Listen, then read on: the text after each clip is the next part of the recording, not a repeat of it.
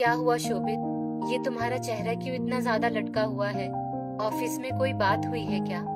शोभित ने ऑफिस से आकर जैसे ही अपना ऑफिस बैग मेज पर रखा, उसके बैग रखने के अंदाज से ही उसकी पत्नी नमिता ने भाप लिया कि लगता है शोभित कुछ परेशान है। और जब उसकी निगाह शोभित के चेहरे पर गई तो सचमुच शोभित बहुत ज्यादा चिंतित और परेशान महसूस हो रहा था। कुछ नहीं नमिता, शोभित ने बात संभालने के अंदाज में कहा।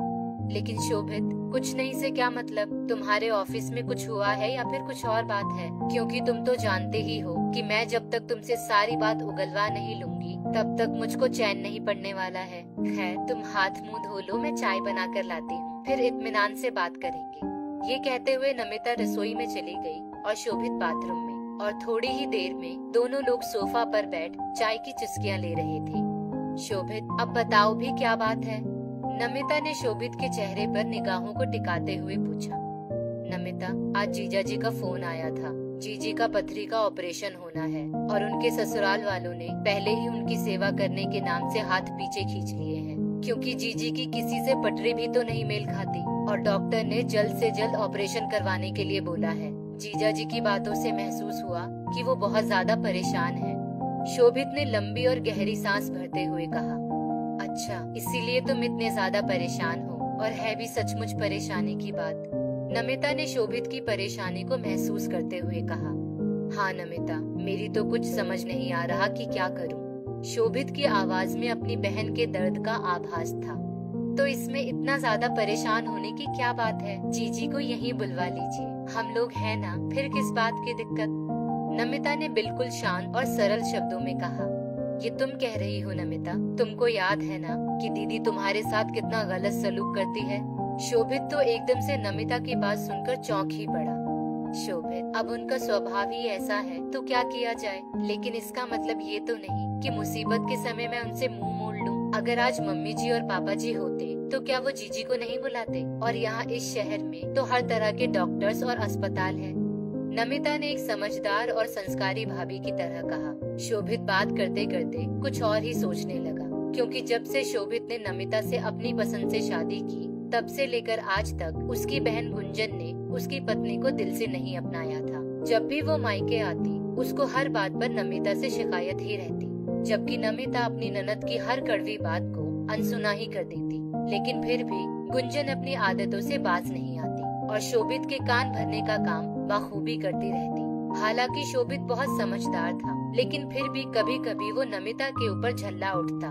लेकिन नमिता उस समय कोई भी बात का जवाब ना देकर बाद में शांति से शोभित को समझा देती। उस पर भी गुंजन उसको जोरू के गुलाम के तमगे से नवाज देती, लेकिन नमिता मुंह से उफ तक नहीं करती, क्योंकि जिस बहन का इकलौता भाई हो और उसके माँ बाप भी बचपन में ही गुजर गए हो, और वो बहन अपनी मर्जी से भाई की शादी कराना चाहे और भाई उसकी इच्छा नकार कर किसी और से ब्याह कर ले, तो गुस्सा होना स्वाभाविक ही है। और वैसे भी गुंजन थोड़े तेज तर्रार स्वभाव की थी, इसीलिए ससुराल में भी किसी से उसकी ज्यादा बनती नहीं थी। अब जब इतना बड़ा ऑपरेशन होना है तो किसी न किसी की तो सहायता चाहिए ही, बस इसीलिए शोभित परेशान था।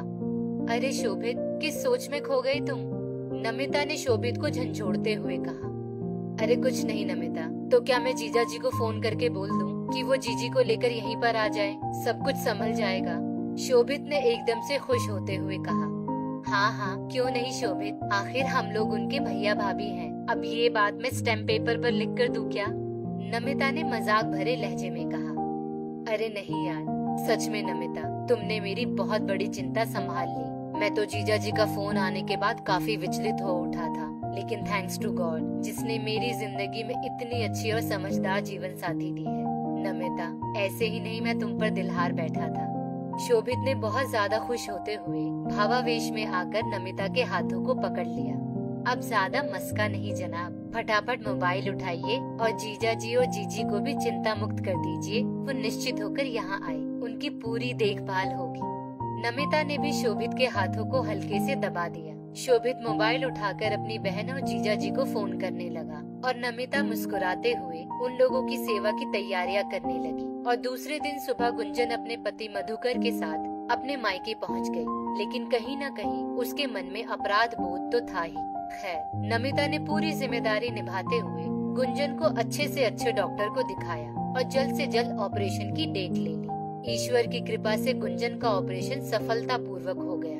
अब नमिता अपनी ननद को घर ले आई। जब तक गुंजन अस्पताल में रही तब तक तो शोभित ने ऑफिस से छुट्टी ले ली थी, लेकिन जब गुंजन घर आ गई तो वो ऑफिस जाने लगा, क्योंकि प्राइवेट कंपनी में छुट्टियां बहुत मुश्किल से मिलती हैं। नमिता बहुत ही नम्रता पूर्वक गुंजन की देखभाल करती, हर चीज बड़ी खुशी खुशी उसको उपलब्ध करवाती। गुंजन मन ही मन बहुत पछताती थी। बताओ उसने नमिता के साथ कितना गलत व्यवहार किया, लेकिन नमिता सब कुछ भूल भाल कर गुंजन की निस्वार्थ भाव से सेवा कर रही थी। लेकिन अभी भी कहीं न कहीं गुंजन का मन अहंकारवश माफी मांगने को तैयार नहीं था। खैर, नमिता जी जान से ननद की सेवा में जुटी रही, जबकि मधुकर वापस भी चले गए। नमिता, मुझे लगता है कि अब मुझे भी अपने घर वापस चले जाना चाहिए, क्योंकि तुम्हारे ऊपर मेरी वजह से बहुत ज्यादा काम बढ़ गया है।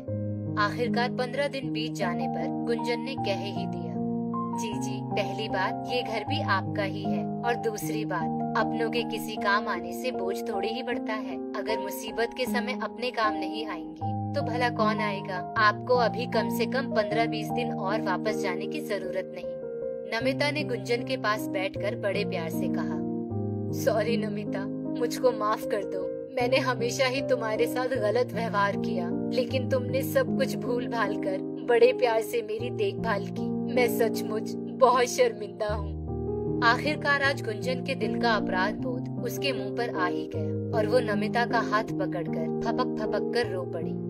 जी, आप बिल्कुल भी परेशान मत होइए। मुझे बीती बातों के बारे में कुछ भी याद नहीं है। आप इस समय सिर्फ अपनी सेहत का ख्याल रखिए। नमिता ने गुंजन के आंसुओं को पोंछते हुए कहा, मेरी अच्छी भाभी। इतना कहते हुए गुंजन नमिता के गले से लिपट गई। और जब ये सब हो रहा था तब तक शोभित भी ऑफिस से आ चुका था, और वो दरवाजे पर ही खड़ा उन दोनों की बातों को सुन रहा था। नमिता की महानता और गुंजन का हृदय परिवर्तन देखकर उसकी भी आंखें भर आई, और उसने अपने आंसुओं को पोंछ लिया। आज सचमुच उसके जीवन का बहुत बड़ा दिन था, क्योंकि वो हमेशा ही सोचता था कि गुंजन नमिता को दिल से अपना ले, और आज सचमुच वो दिन आ गया था। दोस्तों, इस स्टोरी को लेकर आपकी क्या राय है, नीचे कमेंट करके जरूर बताइएगा, और ऐसी ही और भी बेहतरीन वीडियोस के लिए हमारा पेज जरूर फॉलो करें। धन्यवाद।